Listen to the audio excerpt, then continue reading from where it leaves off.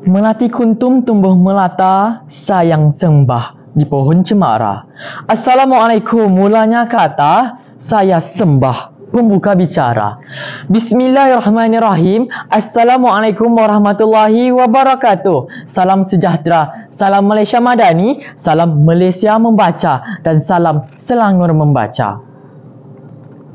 Sebelum lidah petah berbicara, sebelum hujah mencerna minda, izinkan saya memperkenalkan diri terlebih dahulu.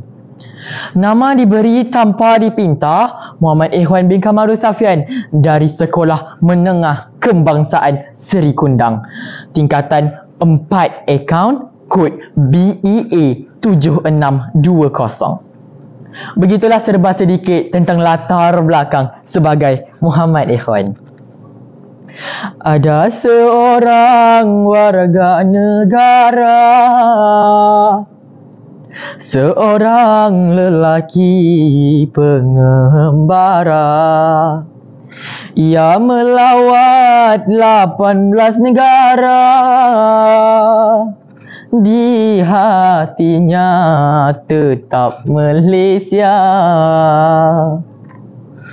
Buku yang telah menambat hati saya ialah karya Muhammad Hadi Mustafa berjudul Kembara Sejarah Musafir, Dunia Bukan Tempat Pengakhiran.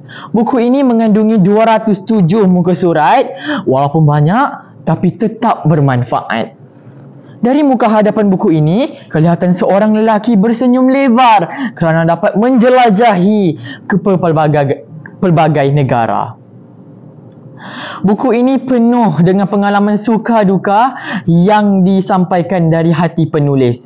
Saya pun terkesan dengan kata-kata hikmat yang disampaikan oleh penulis.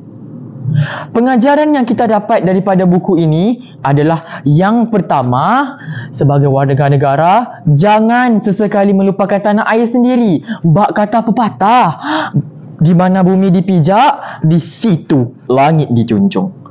Pengajaran yang kedua adalah kita perlulah meneruskan kehidupan walau apa pun ranjau yang datang. Dan yang terakhir adalah kita perlulah sentiasa mensyukuri dan menghargai alam ciptaan Tuhan. Baiklah, sampai di sini saja bicara buku saya pada hari ini. InsyaAllah kita akan jumpa lagi di lain kesempatan. Wabillahi taufiq wa hidayah. Wassalamualaikum warahmatullahi wabarakatuh.